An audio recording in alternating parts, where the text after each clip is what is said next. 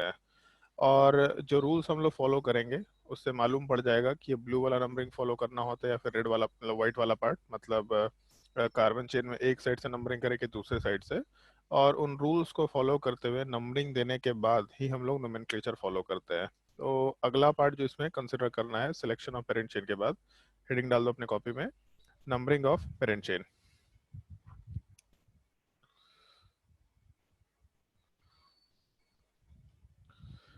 Numbering of parent chain. एक बार parent chain decide कर लिया तब फिर हम लोग नंबरिंग कैरी आउट करते हैं, मतलब पेरेंट चेन डिसाइड करने के बाद हम लोग नंबरिंग करेंगे, ये चीज का ध्यान रखना। ये एल्केन के अंदर है। अल्केन के अंदर है। सबसे पहला ही पार्ट सबसे डिफिकल्ट लगता है क्योंकि पहली बार इस चीज को सीख रहे हैं, मतलब नया टाइप का लगता है। आगे हम लोग जब अल्कीन में जाएंगे तो इन्हीं रूल्स में थोड़ा सा मॉडिफिकेशन होगा, अल्काइंस में जाएंगे तो और थोड़ा, अल्काइंस नहीं, फंक्शनल ग्रुप में जाएंगे तो और मॉडिफिकेशन होगा, बट उसमें कुछ नया नहीं रहेगा, वहां पे तुमको तब तक चीजें समझ में आनी शुरू हो जाएंगी। चलो ध्यान दो। नंबरिंग ऑफ पेरेंट चेन वाले पार्ट में जो लास्ट क्लास में सबसे पहला रूल लिख दिए थे हम गलती से, पेरेंट चेन के सिलेक्शन वाले पार्ट में, ये चीज, consider the first point of difference for substituent. यही रूल एक्चुअल में नंबरिंग के लिए होता है, हम गलती से उसको पेरेंट चेन के सिलेक्शन में लिख दिए थे, यहाँ पे मेंशन कर लो, consider the first point of difference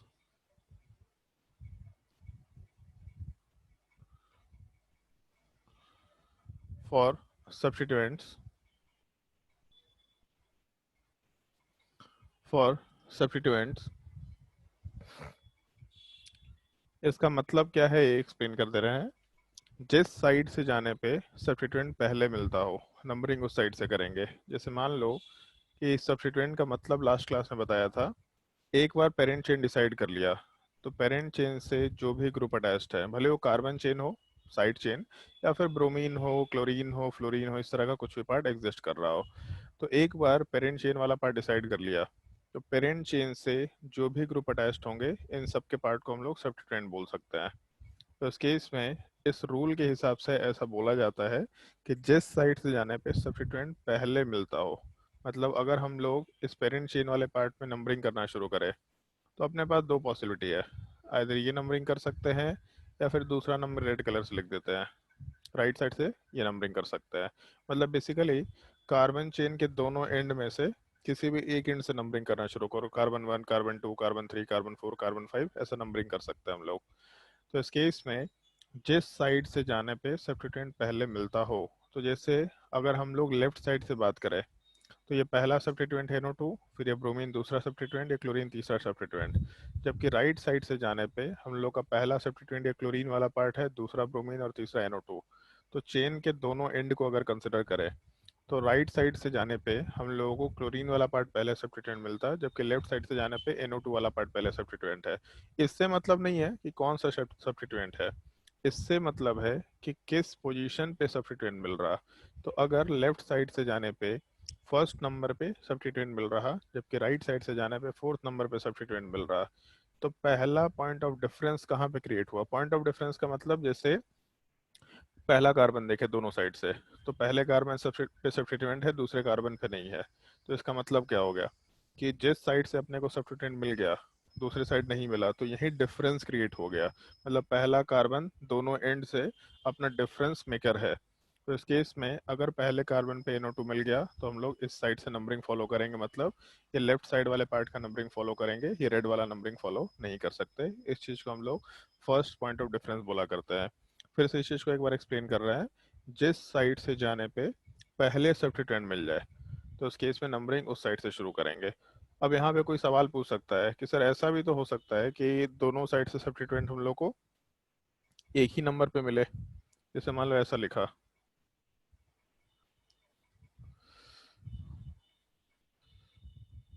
मान लो ये पार्ट दे रखा है, एक सेकंड इसको यहाँ कर देते हैं, मान लो ये कंपाउंड दे रखा। तो इस केस में अगर हम लोग लेफ्ट साइड से जाए तो पहला सब्स्टिट्यूएंट है क्लोरीन, वो पहले कार्बन पे मिल रहा है। और अगर राइट साइड से जाए तो राइट साइड से पहला सब्स्टिट्यूएंट वाला पार्ट क्लोरीन है, ये भी कार्बन नंबर 1 पे मिल रहा है। तो अब पहला पॉइंट जो है कार्बन 1, उस पर एक एक सब्स्टिट्यूएंट मिल जा रहा है, मतलब वहाँ पे कोई डिफरेंस नहीं आ रहा। तो अब हम लोग यहाँ से काम नहीं कर सकते, क्योंकि हम लोगों का first point of difference create नहीं हुआ है। हम लोग लेफ्ट साइड से जाएं या हम लोग राइट साइड से जाएं, हम लोग को पहले नंबर पे सब्स्टिट्यूएंट मिल जा रहा है दोनों साइड से। तो first point of difference first carbon पे नहीं है, कार्बन चेन के दोनों साइड के फर्स्ट कार्बन पे नहीं है। तो क्या करें, तो अगला सब्स्टिट्यूएंट ढूंढेंगे। तो लेफ्ट साइड से जाने पे पहला सब्स्टिट्यूएंट क्लोरीन है और दूसरा सब्स्टिट्यूएंट हम लोग का ये दूसरा क्लोरीन है। जबकि राइट साइड से जाने पे पहला सब्स्टिट्यूएंट क्लोरीन तो था ही, लेकिन दूसरा सब्स्टिट्यूएंट क्लोरीन वाला ही पार्ट है। तो हम लोग अगर ये देखें कि सेकंड नंबर का सब्स्टिट्यूएंट हम लोग को कहाँ मिल रहा, तो लेफ्ट साइड से जाने पे फोर्थ नंबर पे सेकंड सब्स्टिट्यूएंट मिल रहा, जबकि राइट साइड से जाने पे सेकंड नंबर पे ही सेकंड सब्स्टिट्यूएंट मिल रहा। तो अगर हम लोग लेफ्ट साइड से जाते तो हम लोग का जो सब्स्टिट्यूएंट वाला पार्ट है वो फोर्थ पोजीशन पे मिलता, जबकि राइट साइड से जाने पे वही सब्स्टिट्यूएंट सेकंड नंबर पे मिल रहा। तो ये ज़्यादा प्रेफरेबल ऑर्डर होगा, ऐसा हम लोग बोल सकते हैं। वन वाले पार्ट को या ऊपर वाले नंबरिंग को फॉलो नहीं करेंगे। तो इस केस में पहला सब्स्टिट्यूएंट अगर डिसाइड नहीं कर पाए तो उसको छोड़ो, सेकंड सब्स्टिट्यूएंट पे जाओ। अगर उसका भी पोजीशन सेम है तो उसको छोड़ो, थर्ड सब्स्टिट्यूएंट पे जाओ। जहाँ से पहली बार डिफरेंस दिखाई दे रहा है वहाँ के हिसाब से हम लोग आराम से पोजीशन के पार्ट को कंसिडर करते हुए काम कर सकते हैं। बाकी एग्जांपल्स में आएंगे तो और भी चीज़ों को मेंशन करेंगे।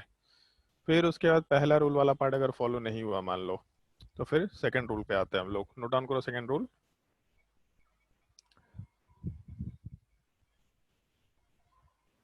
एग्जाम्पल्स को भी नोट डाउन करेंगे क्या? नहीं नहीं, एग्जांपल्स नहीं, एग्जांपल्स तो आगे हम लोग डिस्कस करेंगे।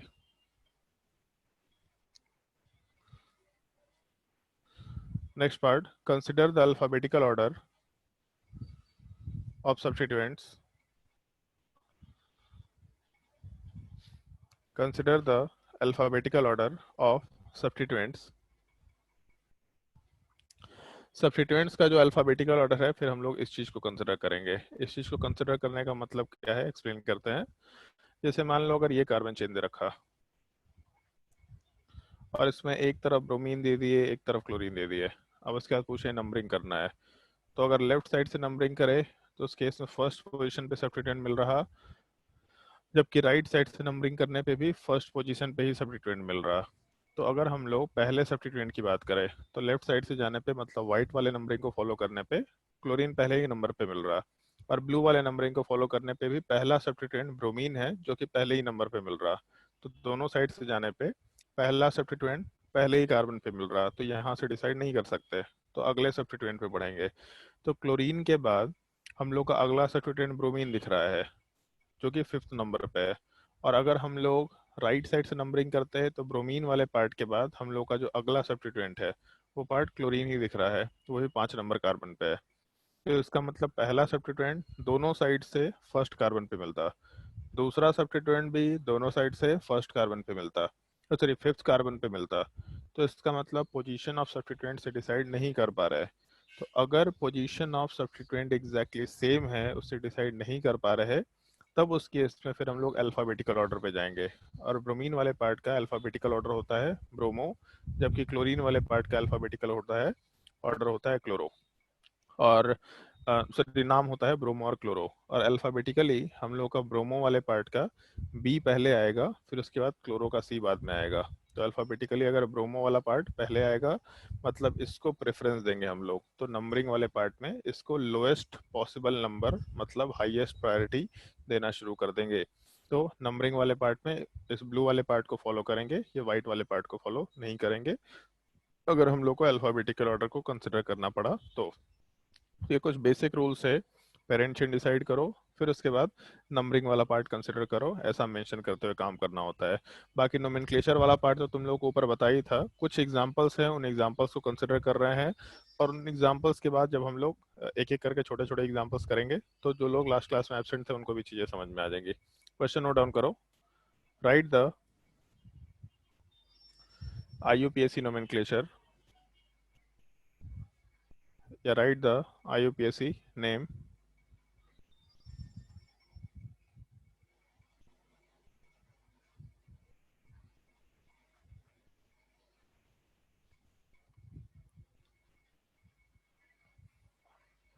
चलो ध्यान दो।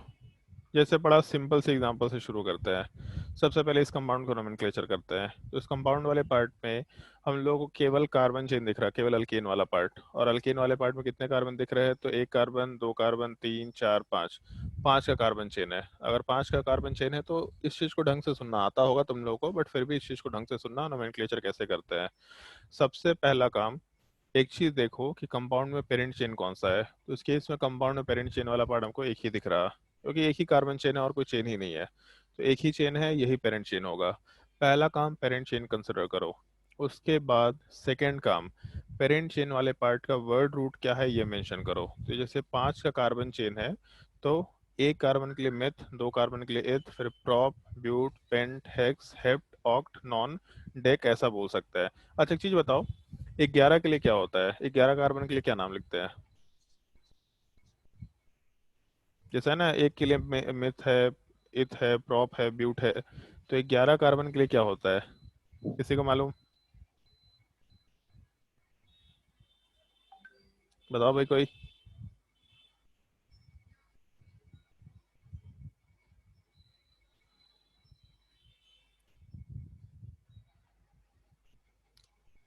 बता ही नहीं रहा कोई जी। मालूम करके आना। 11 कार्बन के लिए क्या नाम लिखते हैं, 12 कार्बन के लिए क्या नाम लिखते हैं, ठीक है? मालूम करके आना। तो जैसे 5 कार्बन है यहाँ पे, तो पेंट वर्ड यूज किया, और क्योंकि अल्केन है तो पेंट के आगे हम लोग एन लगा दिया करेंगे। तो ये चीज बताया था तुम लोगों को। पेंट वाला पार्ट अपना वर्ड रूट है। और उसके अलावा फिर हम लोग का जो एन वाला पार्ट है वो प्राइमरी सफिक्स है, जो कि हम लोग वर्ड रूट के पीछे आराम से अरेंज कर दिया करते हैं। तो word root plus primary suffix, ऐसा नोमेनक्लेचर आराम से मेंशन किया जा सकता है। तो टोटल नाम पेंटेन मेंशन किया जा सकता है, नोट कर लो इस चीज को।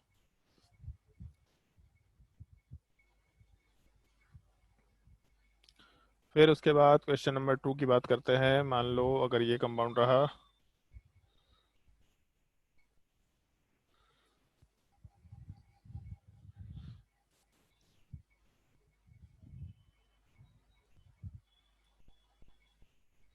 चलो ध्यान दो। सबसे पहला काम, पेरेंट चेन देखना है अपने को। तो इस पूरे कंपाउंड के अंदर एक ही कार्बन चेन है। अगर एक कार्बन चेन है तो यहाँ पे हम लोग कार्बन चेन आराम से कंसिडर कर सकते हैं। पूरे कंपाउंड में एक ही कार्बन चेन है, ऐसा मेंशन कर दिया, ठीक है? इसके बाद क्या करें? तो इस कार्बन चेन वाले पार्ट में हम लोग नंबरिंग करना शुरू कर सकते हैं। कैसे नंबरिंग करेंगे? तो नंबरिंग वाला पार्ट हम लोग इधर लेफ्ट से राइट कर सकते हैं, फिर राइट से लेफ्ट कर सकते हैं। तो अगर हम लोग लेफ्ट से नंबरिंग करना शुरू करें, तो हम लोग का एक चीज है कि पेरेंट चेन से जो भी ग्रुप अटैच्ड होता है, इस चीज को हम सब्स्टिट्यूएंट बोला करेंगे, और हम सब्स्टिट्यूएंट को हमेशा ऑरेंज कलर से मार्क कर दिया करेंगे। तो इस पेरेंट चेन से जो भी ग्रुप डायरेक्टली अटैच्ड है वो सब्स्टिट्यूएंट बन गया।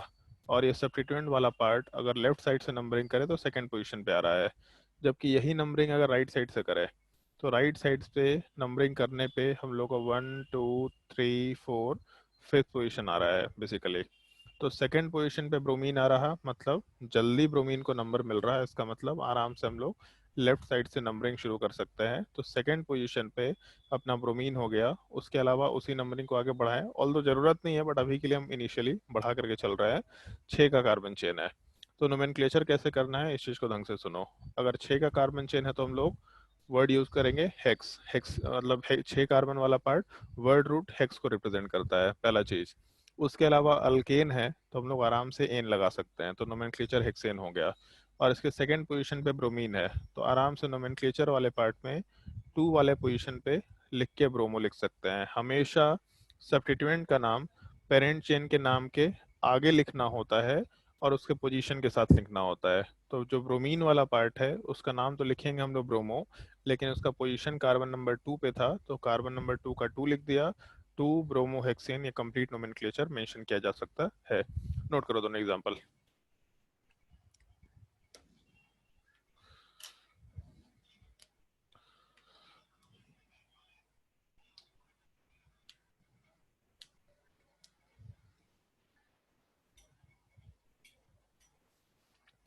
इन दोनों एग्जांपल में अगर कोई डाउट है तो आराम से पूछ सकते हैं।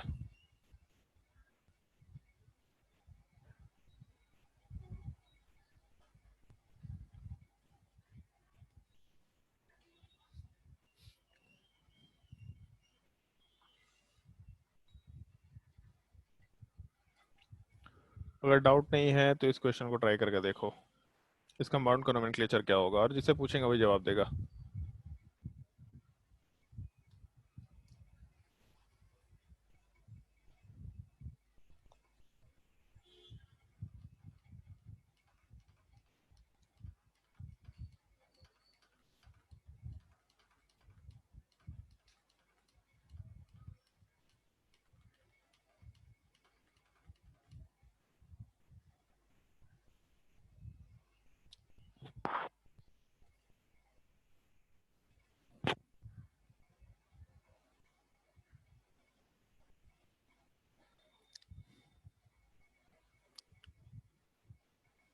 अ, सर्वेश बताओ भाई, कहाँ कहाँ था भाई सर्वेश, आज भी लेट आए तो।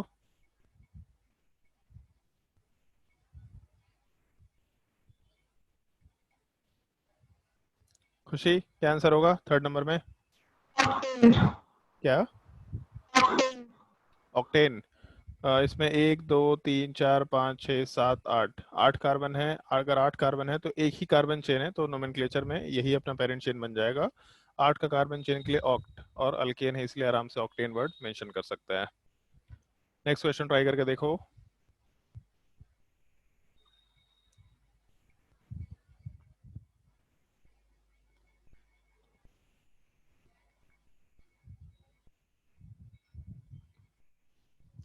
ट्राई करके देखो सवाल, जिससे पूछेंगे वही जवाब देगा। इसके अगले क्वेश्चन को ट्राई मत करना, पहले एग्जांपल हम मेंशन करेंगे, फिर सिमिलर टाइप के एग्जांपल्स तुम लोग को ट्राई करना है। थोड़ा थोड़ा डिफिकल्ट क्वेश्चन होगा।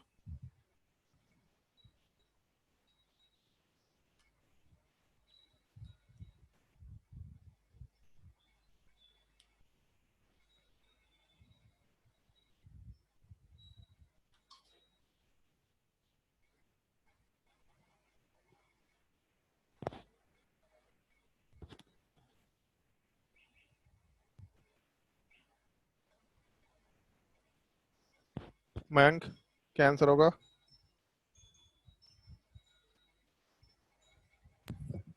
सर हेप्टेन है, लेकिन फ्लोरीन का सर फ्लोरो होगा। हाँ, फोर फ्लोरो हेप्टेन। फोर फ्लोरोहेप्टेन पक्का। सबसे पहला काम पेरेंट चेन अंडरलाइन किया, ठीक है। पेरेंट चेन अंडरलाइन करने के बाद नंबरिंग किया, तो अगर लेफ्ट साइड से नंबरिंग करे तो फोर्थ पोजीशन पे ये सब्स्टिट्यूएंट आ रहा है। जबकि राइट साइड से नंबरिंग करेंगे तो राइट साइड से नंबरिंग करने पे भी फोर्थ पोजीशन पे ये फ्लोरीन आ रहा है। तो इधर से नंबरिंग करो या इधर से नंबरिंग करो, कोई फर्क नहीं पड़ रहा है एग्जैक्टली, तो कोई भी साइड से नंबरिंग कर दो तो काम चल जाएगा। तो नोमेनक्लेचर वाले पार्ट में सात का कार्बन चेन है, सात के कार्बन चेन के लिए वर्ड रूट होता है हेप्ट, और क्योंकि अल्केन है तो हेप्टेन लिख सकते हैं। और उसके बाद फोर्थ पोजीशन पे फ्लोरीन है, तो फोर्थ पोजीशन वाले पार्ट पे हम लोग आराम से फ्लोरो वर्ड मेंशन करते हुए काम कर सकते हैं, तो नोमेनक्लेचर हो जाएगा फोर फ्लोरो हेप्टेन। चलो नेक्स्ट वाले क्वेश्चन पे ध्यान दो। ये क्वेश्चन थोड़ा अब बड़ा कर रहे हैं हम, इस क्वेश्चन को ढंग से नोट करना।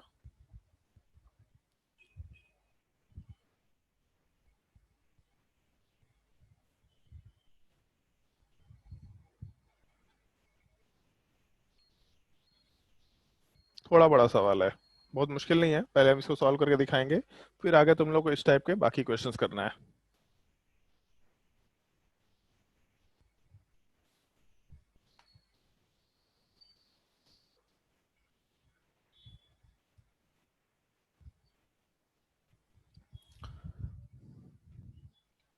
चलो ध्यान दो।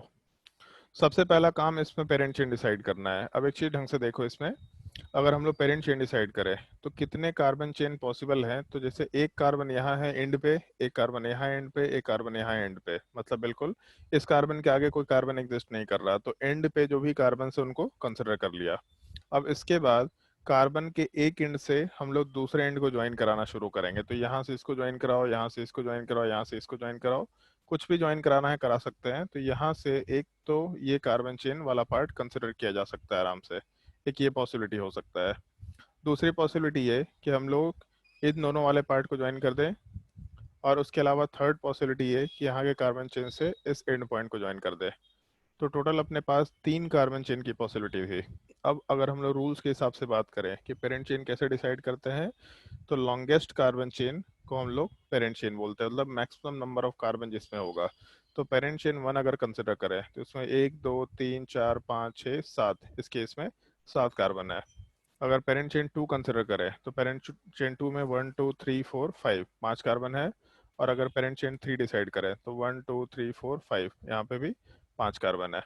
तो बेसिकली हम लोगों के इन तीन चेन को अगर कंसिडर करते तो सबसे लॉन्गेस्ट कार्बन चेन हम लोग को चेन नंबर वन में मिल रहा है। इसका मतलब ये पार्ट और ये पार्ट पेरेंट चेन नहीं हो सकता है, ऐसा मेंशन कर लिया। तो इस केस में हम एक काम करते हैं, इस कंपाउंड को हम नीचे अलग से लिख लेते हैं।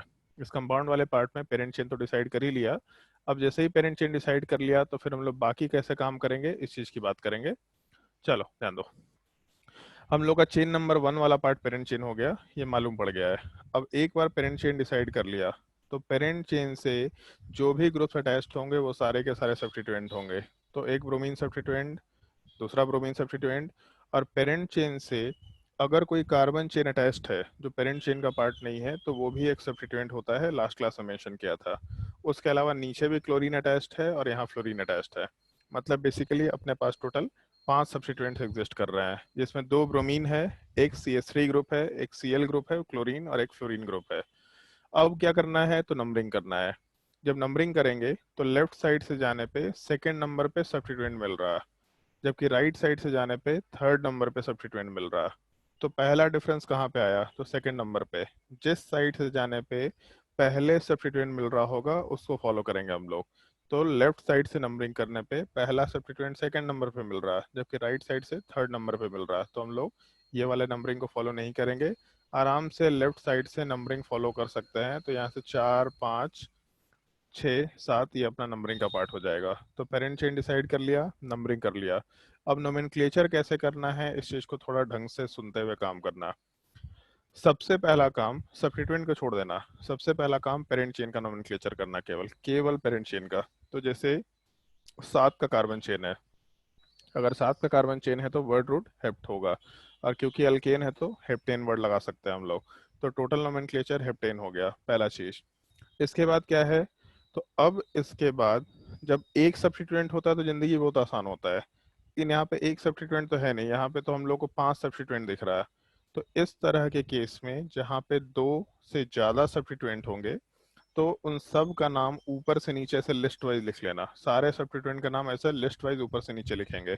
जैसे ब्रोमीन और ब्रोमीन है, अब 2 बार ब्रोमीन है, तो जब 2 बार ब्रोमीन होगा तो 2 के लिए हम लोग वर्ड आराम से ब्रोमो लगा सकते हैं, में डाई। डाई ब्रोमो 2 बार ब्रोमीन को रिप्रेजेंट कर रहा है, लेकिन क्योंकि दोनों ब्रोमीन अलग अलग पोजीशंस पे होते हैं, मतलब ब्रोमीन जो है वो 2 ब्रोमीन्स है, तो दोनों का पोजीशन मेंशन करना होता है। एक ब्रोमीन यहाँ कार्बन नंबर 2 पे है, एक ब्रोमीन कार्बन नंबर 3 पे है। तो हम लोग लिखते वक्त ऐसा लिखा करेंगे, सेकंड पोजीशन और थर्ड पोजीशन, तो 2, 3 और डैश डालेंगे, फिर डाई ब्रोमो लिखेंगे। तो दोनों ब्रोमीन कवर हो गया, 2, 3 डाई ब्रोमो। उसके अलावा सेकंड पोजीशन में क्लोरीन है, तो इस केस में हम लोग सेकंड पोजीशन पे डैश डाल के आराम से क्लोरीन वाले पार्ट के लिए क्लोरो वर्ड मेंशन कर सकते हैं। फिर फोर्थ पोजीशन पे CH3 है, तो हम लोग फोर्थ पोजीशन पे डैश डाल के CH3 वाला पार्ट एक कार्बन को रिप्रेजेंट कर रहा है, मतलब मिथेन को रिप्रेजेंट कर रहा है। और मिथेन वाले पार्ट में जब हम लोग ई को, मतलब सॉरी, मिथेन वाले पार्ट को जब सब्स्टिट्यूएंट के जैसा कंसिडर करेंगे, तो लास्ट क्लास में बताया था वहाँ पे अल्काइल वर्ड यूज किया करते हैं। तो इस केस में जब मिथेन एज अ सब्स्टिट्यूएंट होगा तो हम लोग आराम से वर्ड मिथाइल यूज करते हुए काम कर सकते हैं। उसके अलावा 5th नंबर कार्बन जिसके ऊपर फ्लोरीन है, तो 5th नंबर वाले पोजीशन पे हम लोग फ्लोरो वर्ड आराम से मेंशन कर देंगे। ये एक नॉर्मल लिखने का तरीका होगा। बट लास्ट क्लास में एक चीज बताया था कि सब्स्टिट्यूएंट्स वाले पार्ट को जब हम लोग लिखते हैं तो उनको नाम लिखते वक्त अल्फाबेटिकल ऑर्डर में अरेंज करते हैं।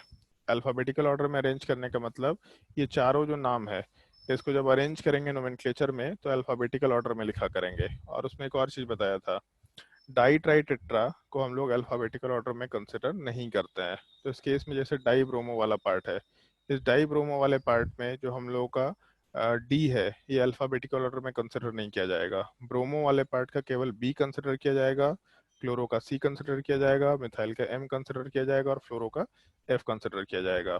और अल्फाबेटिकली सबसे पहले कौन सा लेटर आता है, तो बी वाला पार्ट। तो ये ब्रोमो को हम लोग एरो से सबसे पहले प्लेस कर देंगे। ये एक तरीका बता रहे हैं जिससे क्वेश्चन सॉल्व करने में तुम लोग को बहुत आसानी होगा। तो डाई ब्रोमो वाले पार्ट का जो बी है उसको पहले प्लेस करेंगे, फिर उसके बाद C, M और F में पहले C का नंबर आएगा, तो फिर क्लोरो वाले पार्ट को प्लेस कर देंगे, फिर F का नंबर आएगा तो उसके बाद फ्लोरो को प्लेस कर देंगे, और फिर मिथाइल के M का नंबर आएगा तो एरो से इसको सबसे लास्ट में प्लेस कर देंगे।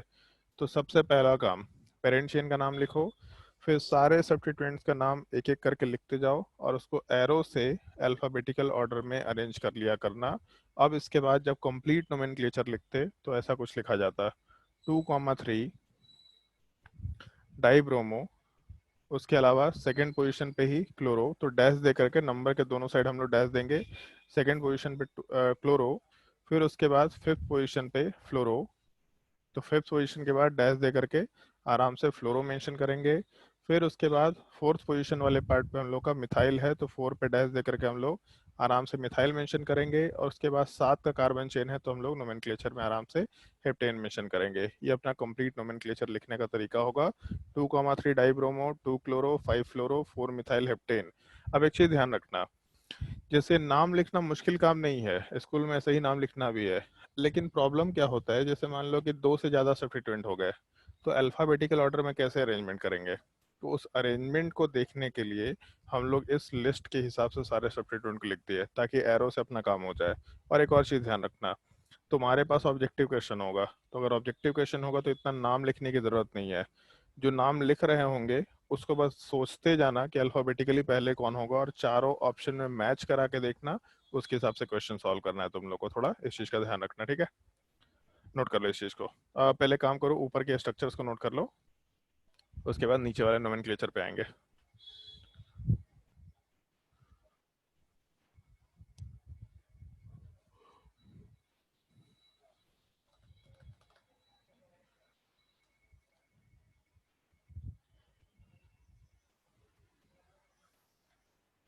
और किसी को कहीं पे कोई डाउट होगा तो आराम से पूछते चले जाना।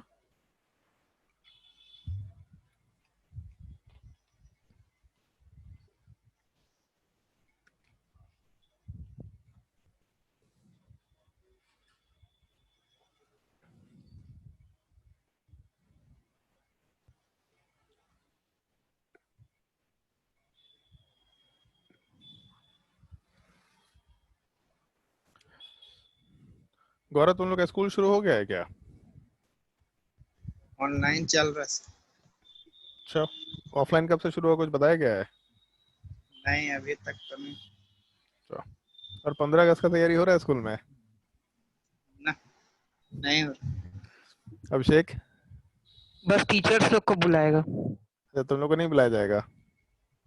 हम लोग को क्यों बुलाएगा? तो कोरोना चल रहा है। तुम लोग का मिठाई मिठाई खत्म हो गया फिर तो।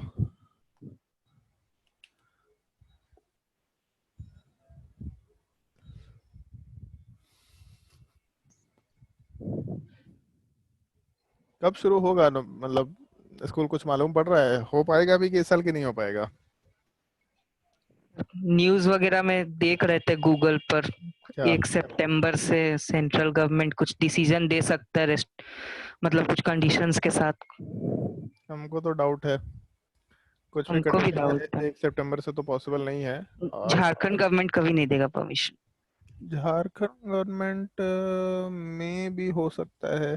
मुश्किल है यार, स्कूल मतलब कितना भी रूल रेगुलेशन कर लो, सोशल डिस्टेंसिंग स्कूल में नहीं होने वाला है, पॉसिबल ही नहीं है, एकदम पॉसिबल नहीं है।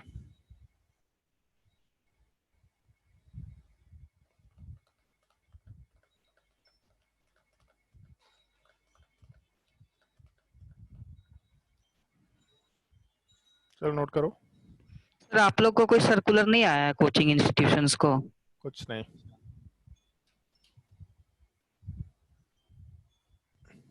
हम लोग अपने भरोसे हैं, हम लोग सरकार के भरोसे नहीं है।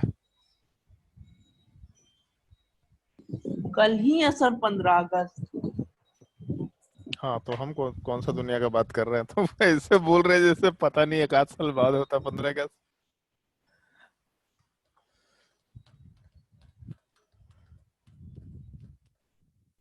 नोट करो नोट करो। किसी को किसी इस क्वेश्चन में डाउट है, अगर क्वेश्चन नंबर 7 वाले पार्ट 7 में, सॉरी, क्वेश्चन नंबर 5 वाले पार्ट में अगर कोई डाउट है तो आराम से पूछ लो। ये स्टेप्स का ध्यान रखना, पहले पेरेंट चेन अंडरलाइन करेंगे, फिर सब्स्टिट्यूएंट वाले पार्ट को देखेंगे, फिर नंबरिंग करेंगे, फिर उसके बाद हम लोग सारे के सारे पेरेंट चेन का नोमेनक्लेचर लिखेंगे, फिर सारे सब्स्टिट्यूएंट का नोमेनक्लेचर लिख के उसको एरो से प्लेस करेंगे। अब शुरुआत में ऐसी हैबिट डालने की कोशिश करना, ताकि आगे जाने के बाद इस चीज़ को फ्लुएंटली कर पाए। नोट करो नोमेनक्लेचर पूरा।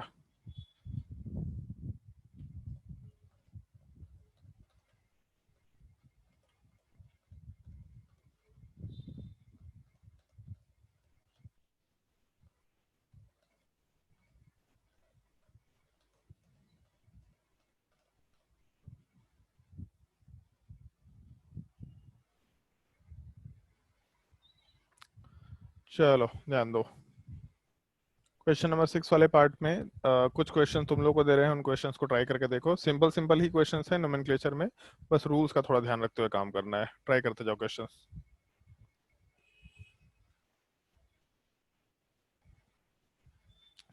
और जिससे पूछेंगे वो जवाब देते जाना।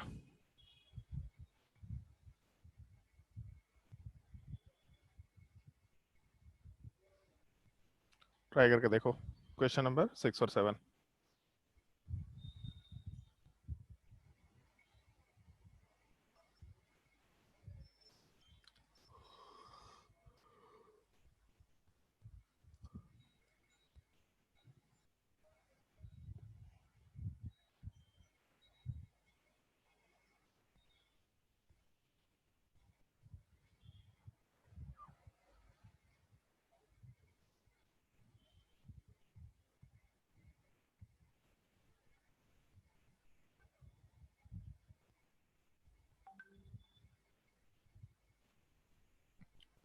बहुत मैसेज आते रहते हैं यार, फोन में परेशान हो जाते हैं हम।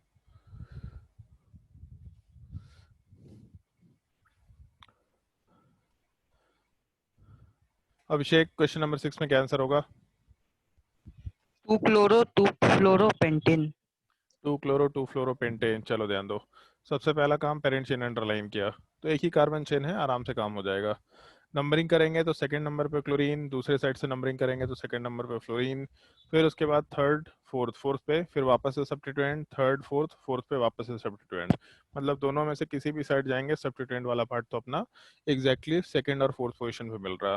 तो अगर पोजीशन से डिसाइड नहीं कर सकते तो हम लोग इस ग्रुप वाले पार्ट के अल्फ़ाबेटिकल ऑर्डर को कंसिडर करना शुरू करेंगे। तो क्लोरीन वाले पार्ट का अल्फ़ाबेटिकल ऑर्डर जो है वो क्लोरो के नाम से रिप्रेजेंट होगा, और फ्लोरीन वाले पार्ट का अल्फ़ाबेटिकल ऑर्डर डिसाइड करने के लिए इसका नाम हम लोग फ्लोरो यूज़ करते हुए काम कर सकते हैं। तो अल्फ़ाबेटिकली पहले सी आएगा, तब उसके बाद एफ। इसका मतलब हम लोग क्लोरीन वाले पार्ट को ज़्यादा प्रेफरेंस देते हुए आराम से नंबरिंग वाले पार्ट को लेफ्ट साइड से शुरू कर सकते हैं। तो टोटल 5 का कार्बन चेन है, 5 के कार्बन चेन के लिए नाम क्या हो जाएगा? पेंट। और पेंट में अल्केन है तो पेंटेन वर्ड यूज कर सकते हैं। इस पेंटेन वाले पार्ट में सेकंड पोजीशन पे क्लोरो है, और उसके अलावा फोर्थ पोजीशन वाले पार्ट पे फ्लोरो है, ऐसा मेंशन कर दिया। पहले अल्फाबेटिकली क्लोरो जाएगा, फिर उसके बाद फ्लोरो जाएगा। तो 2 क्लोरो 4 फ्लोरो नाम नीचे लिख देते हैं। 2 क्लोरो, फिर उसके बाद 4 फ्लोरो, और उसके आगे पेंटेन, ऐसा नोमेनक्लेचर मेंशन किया जा सकता है। नोट कर लो। और जिसको भी डाउट होगा बेहिचक पूछते जाना, डाउट पूछने में कोई दिक्कत नहीं है। उसके बाद मयंक, क्वेश्चन नंबर 7 का आंसर बताओ। Sir 3 trimethyl hexane. फिर से बोलो एक बार, क्या बोला? 3 trimethyl hexane. 3 tri methyl hexane. पहले तो ये बता कि पेरेंट चेन कौन सा होगा, इसमें कितने कार्बन चेन पॉसिबल है ये बताओ केवल। कितने सर 2। कार्बन चेन पॉसिबल है? 2? 2। पक्का? मेरे हिसाब से एक ये कार्बन 3 चेन होना पॉसिबल है। चाहिए। हाँ ठीक है, एक ये कार्बन चेन पॉसिबल है, दूसरा मेरे हिसाब से ये कार्बन चेन पॉसिबल है, फिर उसके बाद तीसरा मेरे हिसाब से ये कार्बन चेन पॉसिबल है। टोटल सेकंड वाला ही होगा। 3 कार्बन चेन पॉसिबल है। पेरेंट चेन कौन सा होगा? लॉन्गेस्ट एंड सेकंड वाला। लॉन्गेस्ट कार्बन चेन वाला पार्ट पेरेंट चेन होगा, मतलब सबसे ज्यादा जिसमें कार्बन होगा वो अपना पेरेंट चेन होता है। तो सेकंड वाले केस में हेक्सेन होगा बस। हाँ हाँ, एक सेकंड रुक जा। 1 2 3 4 5 6 7, इसमें 7 का कार्बन चेन है, जबकि 1 नंबर वाले पार्ट में 4 और 2 6 है, थर्ड नंबर वाले पार्ट में 6 ही कार्बन है। तो इस पूरे स्ट्रक्चर वाले पार्ट में कार्बन नंबर 2 वाले पार्ट में, या फिर पेरेंट चेन 2 वाले पार्ट में सबसे ज्यादा हम लोगों के पास ये नंबर ऑफ कार्बन एग्जिस्ट कर रहा है। मतलब पेरेंट चेन 1 और 2 अपना पेरेंट चेन नहीं बन सकता है, कार्बन चेन 1 और 2 पेरेंट चेन नहीं बन सकता है। तो हम लोग का पेरेंट चेन वाला पार्ट डिसाइड हो गया। और अगर एक बार पेरेंट चेन डिसाइड हो गया तो इस केस में हम लोग का जो बाकी बचा हुआ ग्रुप है उस चीज को हम लोग सब्स्टिट्यूएंट बोला करते हैं। तो पेरेंट चेन डिसाइड होने के बाद जो ग्रुप बच गया वो चीज सब्स्टिट्यूएंट है। तो बेसिकली जब हम लोग नंबरिंग करना शुरू करेंगे सब्स्टिट्यूएंट के हिसाब से, तो नंबरिंग वाले पार्ट में 1 2 3 4, फोर्थ नंबर पे सब्स्टिट्यूएंट आ रहा, या फिर दूसरे साइड से जाने पे 1 2 3 4। तो दूसरे साइड से फोर्थ नंबर पे ही सब्स्टिट्यूएंट आ रहा, लेकिन इसके अलावा कोई और सब्स्टिट्यूएंट है ही नहीं पूरे कंपाउंड के अंदर। तो अगर इसके अलावा कोई सब्स्टिट्यूएंट नहीं है तो इसका मतलब अब कोई ऑप्शन नहीं होगा अपने पास। हम लोग अल्फाबेटिकल ऑर्डर में भी किसको कंसिडर करें? अगर दो सब्स्टिट्यूएंट होता तब तो कंसिडर करते कुछ, एक ही सब्स्टिट्यूएंट है, दोनों तरफ से 4 नंबर पे आ रहा, इसका मतलब किसी भी साइड से नंबरिंग शुरू कर लो, कोई दिक्कत नहीं है। तो नोमेनक्लेचर में 7 का कार्बन चेन है, 7 के कार्बन चेन के लिए हम लोग हेप्ट वर्ड यूज करते हैं, और अगर अल्केन है तो हेप्टेन यूज कर लिया। और उसके फोर्थ नंबर कार्बन पे 2 का कार्बन चेन वाला एक सब्स्टिट्यूएंट है, 2 के कार्बन चेन के लिए नॉर्मली इथेन वर्ड यूज किया जाता है, बट इथेन अगर सब्स्टिट्यूएंट है तो यहाँ से हम लोग एन हटा के आई लगा दिया करते हैं। तो अपने नोमेनक्लेचर वाले पार्ट में फोर्थ पोजीशन वाले पार्ट पे हम लोगों के पास इथाइल मेंशन किया जा सकता है, नोमेनक्लेचर हो जाएगा 4 इथाइल हेप्टेन। अगर कोई डाउट है तो पूछ लो, और अगर डाउट नहीं है तो नेक्स्ट क्वेश्चन पे मूव करेंगे।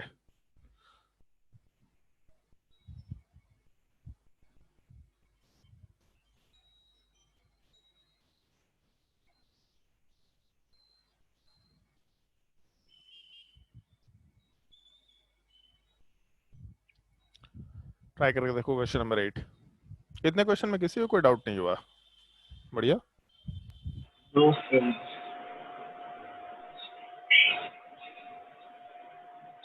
बोलते जाओ भाई, क्वेश्चन ट्राई करते जाओ।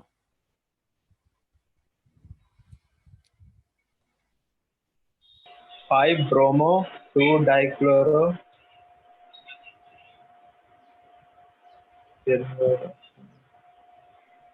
तू आंसर बता रही है, तेरी अच्छा। दीदी तू आंसर बता रही है कि तेरी दीदी आंसर बता रही है? हम बता रहे हैं, हम पहले से पढ़े हुए हैं, तो इसलिए को आता है। सही है भाई, पहले से कहाँ पढ़ लिया ये? फिर ट्यूशन में घर पे पढ़े थे, ये सब कोई हार्ड नहीं है, हार्ड लगता है फिजिक्स, ये सब इजी है। भाई कौन बोल रहा है भाई? मेरा सपोर्टर है भाई, हमको भी फिजिक्स बहुत पसंद है। फिजिक्स लेक्चर में थोड़ा ब्रोमो डिफिकल्टी। 5 डाइक्लोरोहेक्सिन यही होगा। 2 ब्रोमो 5 डाइक्लोरोहेक्सेन ना भी, ये भी नहीं होगा। चलो ध्यान दो, सबसे पहला काम। सर क्या क्या बोल रहे हैं? अरे सब एक ही बार में बोलना मत शुरू कर दो, शांत हो जाओ। किसको बोलना था अभी आंसर? हाँ चलो बताओ आंसर। आवाज बहुत ज्यादा है। 2 ब्रोमो 2 डाइक्लोरो, ब्रोमो भी 2 और डाइक्लोरो भी 2। सर ये कहाँ का केमिस्ट्री है? अगर ब्रोमो 2 है मतलब ऐसे नंबरिंग कर रहे हैं ना हम लोग, तो ऐसे सेम नहीं होगा। अगर शांत रहो, अगर हम लोग इस साइड से नंबरिंग कर रहे हैं तो सेकंड पोजीशन में ब्रोमीन है, तो क्लोरीन तो 5th पोजीशन पे चला गया ना। तो अगर 2 ब्रोमो है तो 2 डाइक्लोरो नहीं होगा, फिर 5 डाइक्लोरो होगा। चलो ध्यान दो, सर्वेश आंसर बताया था, फिर अभी के लिए उसको डिस्कस कर रहे हैं, उसके बाद फिर हम लोग नेक्स्ट क्वेश्चन में खुशी से आंसर पूछेंगे, उसके बाद गौरव का नंबर आएगा। चलो ध्यान दो, एक ये पॉसिबिलिटी है कि हम लोग लेफ्ट साइड से जाएं तो 1 2 3 4 5 6, और दूसरा अगर राइट साइड से जाए तो 1 2 3 4 5 6। इन दोनों में अगर लेफ्ट साइड से जाएंगे तो पहला सब्स्टिट्यूएंट क्लोरीन वाला पार्ट है जो कि हम लोग के कार्बन नंबर 2 पे एग्जिस्ट कर रहा है, जबकि राइट साइड से जाने पे पहला सब्स्टिट्यूएंट ब्रोमीन वाला पार्ट है जो कि कार्बन नंबर 2 पे एग्जिस्ट कर रहा है। तो दोनों साइड से जाने पे पहला सब्स्टिट्यूएंट हम लोगों को कार्बन नंबर 2 पे ही मिल रहा है, तो फिर हम लोग पहला सब्स्टिट्यूएंट छोड़ करके सेकेंड सब्स्टिट्यूएंट पे जा सकते हैं, जो कि हम लोगों को वापस से क्लोरीन ही मिल रहा है लेफ्ट साइड से जाने पे। इसमें एक चीज ध्यान रखना, इससे मतलब नहीं है कि एक ही कार्बन के ऊपर दोनों क्लोरीन है, ठीक है? इस चीज का थोड़ा ध्यान रखना है, इससे कोई मतलब नहीं कि एक ही कार्बन के ऊपर दोनों क्लोरीन है। इससे मतलब है कि इस साइड से जाने में पहला सब्स्टिट्यूएंट जहां पे मिला उसी जगह पे एक और भी सब्स्टिट्यूएंट मिल रहा है। तो अगर लेफ्ट साइड से जाएंगे तो पहला सब्स्टिट्यूएंट क्लोरीन था, दूसरा सब्स्टिट्यूएंट भी उसी पोजीशन पे क्लोरीन है, जबकि राइट साइड से जाने पे सेकंड पोजीशन पे केवल ब्रोमीन है, जबकि उसका सेकंड सब्स्टिट्यूएंट क्लोरीन वाला पार्ट एग्जिस्ट कर रहा है। तो पहले सब्स्टिट्यूएंट से डिसाइड तो नहीं कर सकते, लेकिन दूसरे सब्स्टिट्यूएंट से डिसाइड कर सकते हैं। दूसरे सब्स्टिट्यूएंट के अकॉर्डिंग हम लोग का ज़्यादा अर्ली पोजीशन ये 2 नंबर वाला पार्ट है। इसका मतलब हम लोग लेफ्ट साइड से नंबरिंग शुरू करेंगे, राइट साइड से नंबरिंग शुरू नहीं करेंगे। अल्फाबेटिकल ऑर्डर पे तब जाते जब हम लोग का यहाँ पे एक ही सब्स्टिट्यूएंट होता, जबकि 2 सब्स्टिट्यूएंट यहाँ पे दे दिया तो पहला सब्स्टिट्यूएंट, दूसरा सब्स्टिट्यूएंट, फिर ये तीसरा सब्स्टिट्यूएंट का नंबर आने वाला होता। तो अपना नंबरिंग वाला पार्ट ऊपर वाला पार्ट फॉलो करेंगे। 6 का कार्बन चेन है मतलब हेक्स, उसके अलावा 6 के कार्बन चेन वाले पार्ट में अल्केन है तो हेक्सेन, इसके अलावा 5th पोजीशन वाले पार्ट पे ब्रोमीन है तो 5 पे ब्रोमो लिख सकते हैं, और 2nd पोजीशन वाले पार्ट पे 2 क्लोरीन्स है तो 2,2 डाई क्लोरो वर्ड मेंशन कर सकते हैं। और अल्फाबेटिकली पहले बी आएगा, उसके बाद यहाँ का सी आएगा। डाई क्लोरो के डाई ट्राई टेट्रा को अल्फाबेटिकल ऑर्डर में कंसिडर नहीं करते हैं, तो बी वाला पार्ट और यहाँ वाले पार्ट में सी वाला पार्ट, पहले ब्रोमो आएगा फिर उसके बाद डाइक्लोरो आएगा, तो नोमेनक्लेचर हो जाएगा 5 ब्रोमो, उसको लिख नहीं रहे अब हम, तुमको समझ लेना है खुद से। 5 ब्रोमो 2,2 डाइक्लोरो हेक्सेन, ये अपना कंप्लीट नोमेनक्लेचर निकल के आ जाएगा। अगर कोई डाउट है तो बेहिचक पूछते जाओ, और अगर डाउट नहीं है तो नेक्स्ट क्वेश्चन पे मूव कर जाएंगे अब लोग।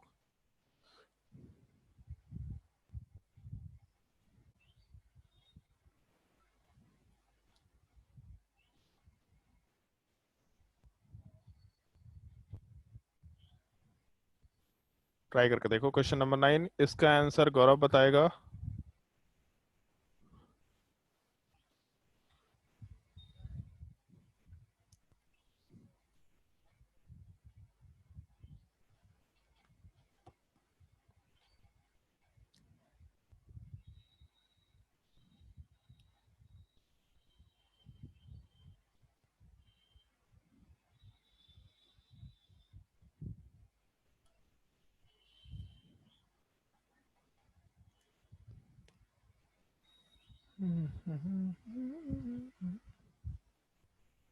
और इसका आंसर खुशी बताएगी, क्वेश्चन नंबर 10 का answer.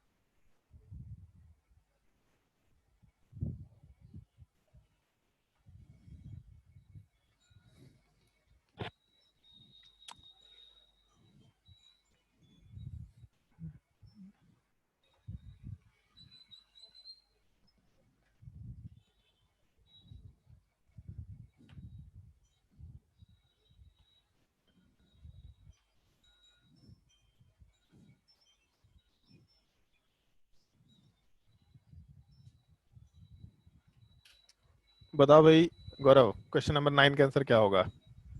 5,6 ethyl decane. 5,6 ethyl decane. Ethyl या di ethyl? Di ethyl. 5,6 di ethyl decane. Nomenclature में सबसे लॉन्गेस्ट कार्बन चेन अपना पेरेंट चेन होगा, तो कितने पॉसिबल कार्बन चेन्स है इसमें? तो जैसे ये एक कार्बन चेन पॉसिबल है, मतलब जितने भी एंड पॉइंट्स हैं उनको ज्वाइन कराना है बेसिकली। तो ये 4 एंड पॉइंट्स हैं तो 2 को ज्वाइन करा के एक कार्बन चेन बना सकते हैं। उसके अलावा यहाँ से इसको ज्वाइन करा के सेकेंड कार्बन चेन बनाया। उसके अलावा यहाँ से तीसरे एंड पॉइंट को ज्वाइन करा के थर्ड कार्बन चेन बनाया। फिर उसके बाद अगले एंड पॉइंट वाले पार्ट की बात करते हैं, तो ये दोनों का कॉम्बिनेशन तो हो चुका है, तो यहाँ वाले पार्ट से हम लोग कार्बन चेन 4 वाला पार्ट कंसिडर कर सकते थे। फिर उसके बाद यहाँ से हॉरिजॉन्टल वाला पार्ट कार्बन चेन 5 कंसिडर कर सकते हैं, और इसके बाद फिर हम लोग लास्ट में ये दोनों कार्बन चेन के एंड पॉइंट को ज्वाइन करा सकते थे, कार्बन चेन नंबर 6। तो टोटल 6 चेन पॉसिबल है। कार्बन चेन 1 में 1 2 3 4 5 6, टोटल 6 कार्बन दिख रहा। कार्बन चेन 2 वाले पार्ट में 1 2 3 4 5 6 7, तो 6 से ज़्यादा कार्बन चेन 4 नंबर में पॉसिबल है, तो कार्बन चेन 1 हम हटा देते हैं। फिर उसके बाद कार्बन चेन 2 वाले पार्ट में 7 कार्बन दिख रहा। कार्बन चेन 3 वाले पार्ट की बात करते हैं, तो 3 वाले पार्ट में 1 2 3 4 5 6 7 8, इसमें 8 कार्बन दिख रहा। तो 7 से तो ज़्यादा कार्बन 8 है, मतलब इसको भी आराम से हम लोग चेन नंबर 2 वाले पार्ट को हटा सकते हैं। अब चेन नंबर 4 की बात करते हैं, तो 1 2 3 4 5 6 7 8, इसमें भी 8 कार्बन है, मतलब ये बराबरी वाला चीज चल रहा। कार्बन चेन 5 की बात करते हैं, तो 1 2 3 4 5 6 7, इसमें 7 कार्बन है, मतलब ये तो पेरेंट चेन हो नहीं सकता, इसको भी हटा देते हैं। और कार्बन चेन 6 वाले पार्ट की बात करते हैं, तो 1 2 3 4 5 6 7 8 9 10, कार्बन चेन 6 में 10 कार्बन है टोटल। तो अगर कार्बन चेन 6 वाले पार्ट में 10 कार्बन है, मतलब ये दोनों के दोनों लोअर नंबर ऑफ कार्बन हो गए, तो पेरेंट चेन नहीं बन सकते। तो पेरेंट चेन नंबर 4 वाले पार्ट को भी हटा दिया, उसके अलावा पेरेंट चेन नंबर 3 वाले पार्ट को भी हटा दिया, ये 6 वाला पार्ट पेरेंट चेन अपना बन जाएगा। अब एक बार पेरेंट चेन डिसाइड हो गया, तो पेरेंट चेन से जो भी ग्रुप्स अटैच्ड हैं, ये ग्रुप्स वाले पार्ट को हम लोग आराम से सब्स्टिट्यूएंट बोल सकते हैं।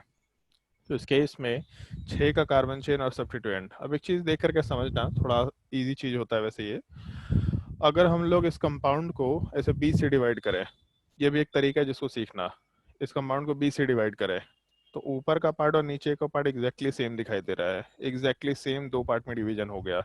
तो जब एक कंपाउंड को हम लोग 20 से डिवाइड करके 2 इक्वल पार्ट्स का फॉर्मेशन कराते हैं, तो यहाँ पे हम लोग टर्म यूज किया करते हैं सिमेट्रिकल।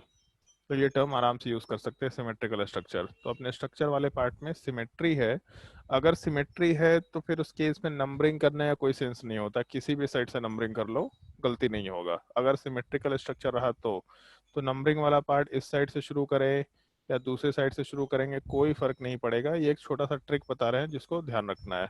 तो 10 का कार्बन चेन और 10 के कार्बन चेन वाले पार्ट में हम लोग के पास 5th नंबर पे इथाइल ग्रुप है, 6 नंबर पे भी इथाइल ग्रुप है, तो 5,6 डाई इथाइल, और 10 का कार्बन चेन था तो डेकेन वर्ड आराम से मेंशन किया जा सकता है।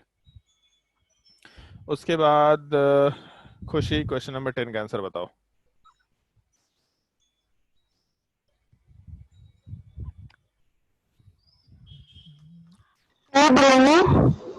एक मिनट। क्वेश्चन नंबर 10 वाले पार्ट को अगर कंसिडर करेंगे, तो क्वेश्चन नंबर 10 वाले पार्ट में पहले तो ये बताओ पेरेंट चेन कौन सा है।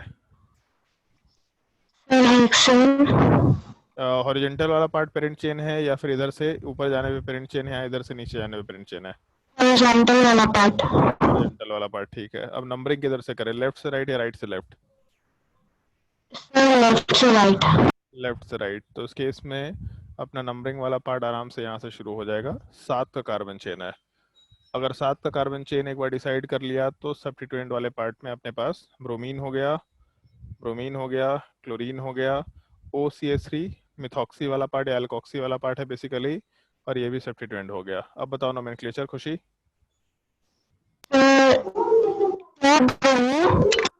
2 ब्रोमो, 3 क्लोरो, 2 ब्रोमो या 2,5 डाई ब्रोमो?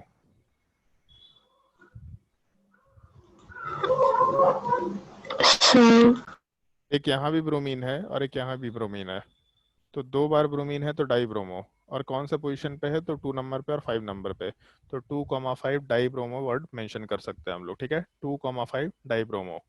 उसके अलावा फिर हम लोग के पास 3rd नंबर पोजीशन पे क्लोरो था, तो 3 क्लोरो बोली थी। उसके अलावा और क्या नाम है? 3 ऑक्सीमिथाइल, नहीं गलत है, नाम बताया था वहां पे एल्कोक्सी। एल्कोक्सी मतलब जैसे अगर एक कार्बन है तो ये अल्क के जगह पे मिथ वर्ड आ जाएगा, तो नाम हो जाएगा मिथॉक्सी, ठीक है। तो यहाँ पे 3rd पोजीशन पे मिथॉक्सी हो जाएगा, ऑक्सीमिथाइल नहीं। और उसके बाद 4th पोजीशन वाले पार्ट पे इथाइल ग्रुप है, और 7 का कार्बन चेन है, तो इसलिए हम लोग हेप्टेन लिख सकते हैं। अल्फाबेटिकली किसको प्लेस करेंगे, बताओ खुशी। अल्फाबेटिकली प्लेस नहीं होगा। अल्फाबेटिकली प्लेस नहीं होगा, इन चारों को प्लेस करना होता है, प्लेस तो करना ही करना है। सबसे पहले डाई ब्रोमो में बी को देखेंगे अल्फाबेटिकल ऑर्डर के लिए, क्लोरो में सी को देखेंगे, मिथॉक्सी में एम को देखेंगे, और इथाइल वाले पार्ट में ई को देखेंगे। तो अल्फ़ाबेटिकली पहले कौन सा आएगा, तो पहले बी का नंबर आता है, फिर उसके बाद सी का नंबर आएगा, फिर उसके बाद एम और ई में ई का नंबर आएगा, और उसके बाद फिर एम वाले पार्ट का नंबर जाएगा। तो नोमेनक्लेचर वाले पार्ट में पहले 2,5 डाइब्रोमो, फिर उसके बाद 3 क्लोरो, फिर उसके बाद 4 इथाइल, फिर उसके बाद 3 मिथॉक्सी हेप्टेन। ये कंप्लीट नोमेनक्लेचर आराम से मेंशन किया जा सकता है। समझ में आया? तो मेरे हिसाब से तुम लोग को नोमेनक्लेचर का ये बेसिक पार्ट समझ में आया होगा। कुछ बहुत सिंपल क्वेश्चंस भी कराए और कुछ काफ़ी डिफिकल्ट क्वेश्चंस भी कराए हैं। इतना नोमेनक्लेचर अल्केन के नोमेनक्लेचर के लिए काफ़ी होता है। फिर उसके बाद हम लोग सर अल्कीन ये वाले, वाला फिर से बता दी। चलो ठीक है बता रहे हैं, स्टेप बाय स्टेप सारा कुछ बता देते हैं, ठीक है। जैसे सबसे पहला पार्ट हम लोग का जो कंपाउंड दे रखा, इस कंपाउंड वाले पार्ट में पेरेंट चेन डिसाइड करना है अपने को, ठीक है। सबसे पहला काम पेरेंट चेन डिसाइड करना है। तो कैसे पेरेंट चेन डिसाइड करेंगे, तो अल्केन के केस में parent chain longest carbon chain होता है। तो जैसे एक एंड पॉइंट है कार्बन का, दूसरा एंड पॉइंट और तीसरा and point, total 3 and points है। तो नोमेनक्लेचर वाले पार्ट में इन 3 एंड पॉइंट्स को मिला के हम लोग जो कार्बन चेन बना सकते हैं, उसमें कार्बन चेन 1 हो गया, दूसरा यहाँ वाले पार्ट से ऊपर जाएंगे तो कार्बन चेन 2 हो गया, और तीसरा इस एंड पॉइंट से राइट साइड में चलेगा, कार्बन चेन 3 हो गया।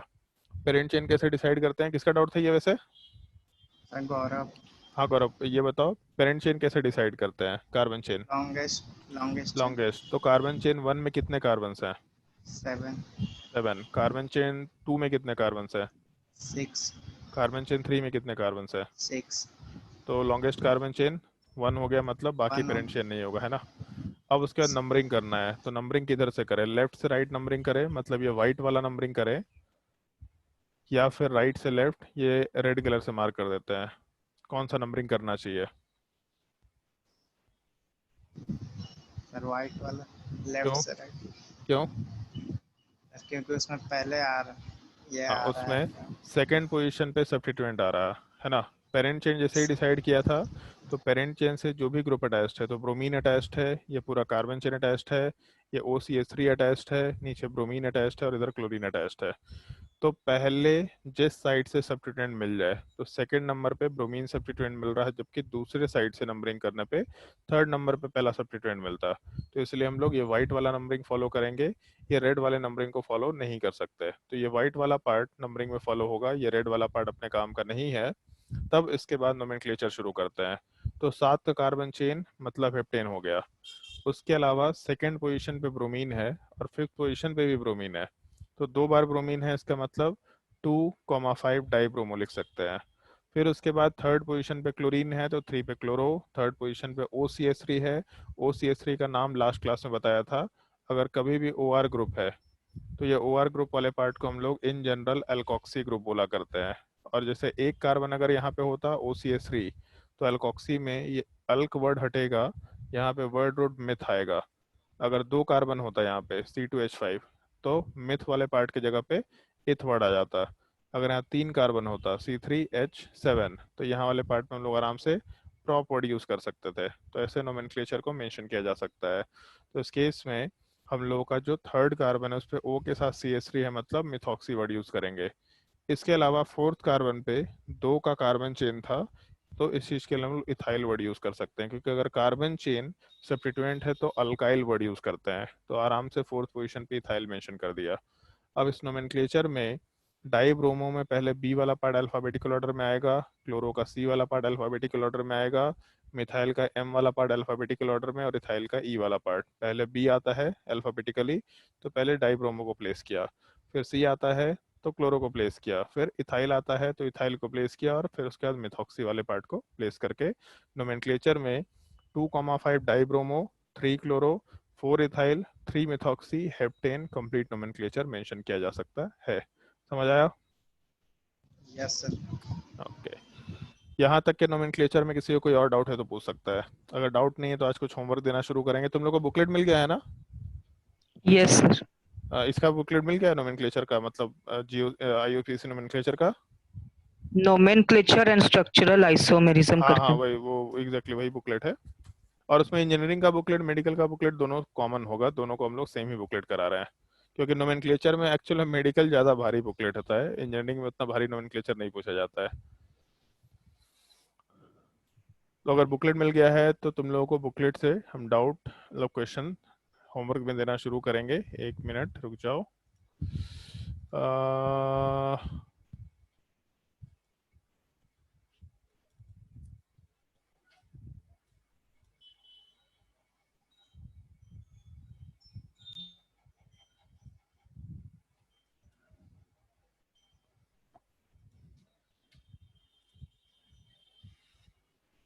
सर ये सब क्वेश्चंस को रफली सॉल्व करना अच्छा होता है या फेयर कॉपी में अच्छे से लिख के सॉल्व करना अच्छा होता है? फेयर फेयर कॉपी में लिखा करो भाई, मतलब हमेशा कोई भी काम करो तो फेयर कॉपी में किया करो। जैसे अगर मान लो कि कल को रिवीजन कर रहे हैं, तो रिवीजन करते वक्त अगर कभी कुछ गलती, जैसे ना कि मान लो कॉपी में कुछ गलती भी किए थे, तो रिवीजन करते वक्त दिखेगा ना वो गलती कि हम इस टाइम पे ये गलती कर रहे थे।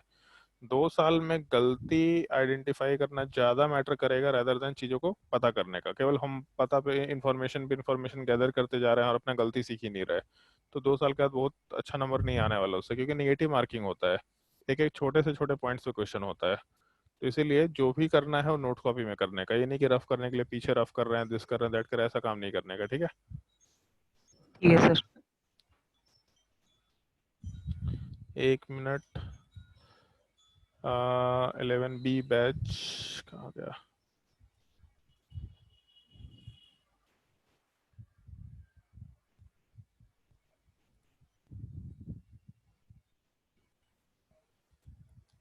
अरे कलाकारी मत करो स्क्रीन पे। चलो इसको हम डाल देते हैं अपने वन नोट में। टेक्नोलॉजी का अगर यूज़ किया जाए ना तो बड़ा सही चीज़ होता है, बट वही है कि पढ़ाई थोड़ा बोरिंग चीज़ है, इसलिए मन नहीं करता। अदरवाइज इस तरीके से पढ़ाई करना बड़ा अच्छा है। इसमें ट्रैकिंग रखना बहुत आसान है मेरे लिए कि क्या लेक्चर पढ़ाए थे, क्या नहीं पढ़ाए थे, क्या क्वेश्चन होमवर्क दिए थे, क्या नहीं दिए थे, सब बहुत आसानी से हो जाता है।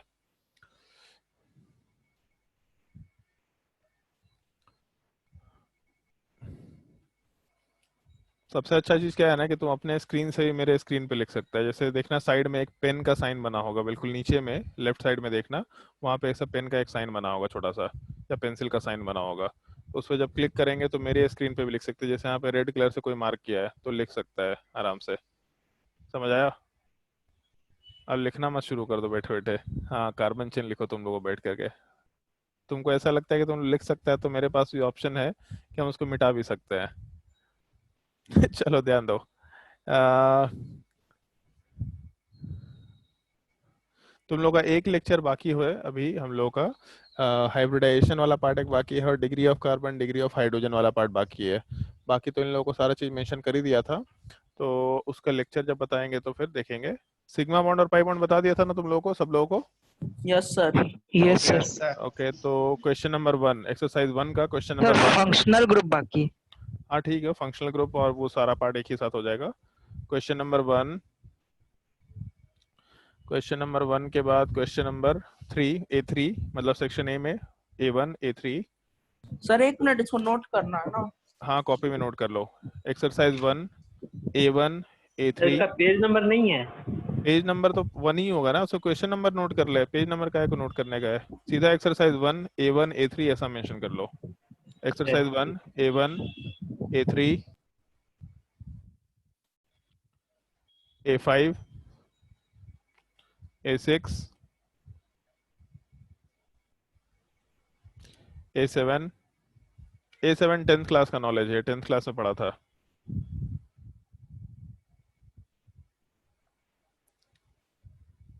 उसके बाद C1 C2 C3 C4 C5 C6। उसके बाद सब्जेक्टिव वाले क्वेश्चन में, सब्जेक्टिव वाला क्वेश्चन इसी में सबसे लास्ट में है। बिल्कुल दो ही पार्ट है इसमें, एक ऑब्जेक्टिव क्वेश्चन और दूसरा सब्जेक्टिव क्वेश्चन। इसमें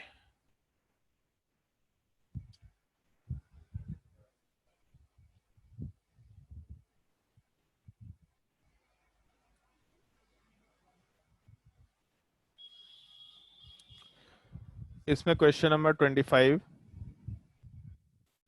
डिग्री ऑफ अनसैचुरेशन का सवाल है 26।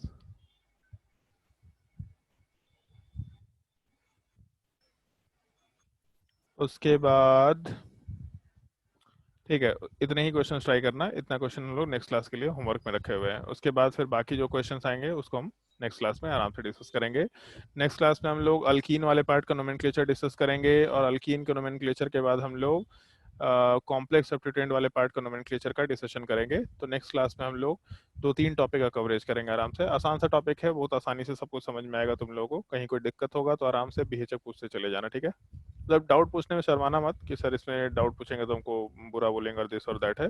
डाउट आराम से पूछते चले जाना, बट जो क्वेश्चन होमवर्क दिया है इन क्वेश्चंस को ढंग से अटेम्प्ट करना, और अगर उसमें फिर भी सवाल नहीं बनता है तो नेक्स्ट क्लास में सबसे पहले तुम लोग को डाउट पूछना है। ये एक नॉर्मल सा एक तरीका है जिसको हम लोग हमेशा फॉलो करते रहा करेंगे, ठीक है। तो आज के लिए यहीं पे क्लास बंद करते हैं। अगर किसी को कोई डाउट है तो पूछ सकता है, अदरवाइज क्लास यहाँ पे एंड कर रहा है।